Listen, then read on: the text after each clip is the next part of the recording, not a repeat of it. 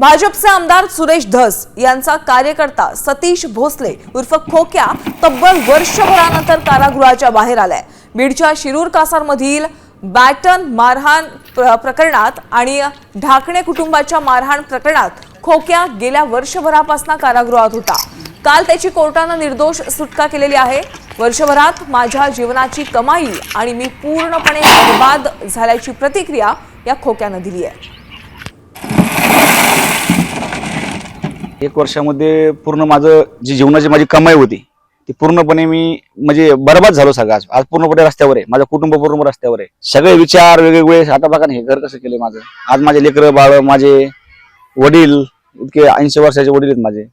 आज त्यांना राहण्यासाठी छत नाही, माणसाच्या मूलभूत गरजा अन्न वस्त्र आणि निवारा आहे, हे सुद्धा ह्या लोकांनी आमच्याकडून हिसकून घेण्यासारखं झालंय।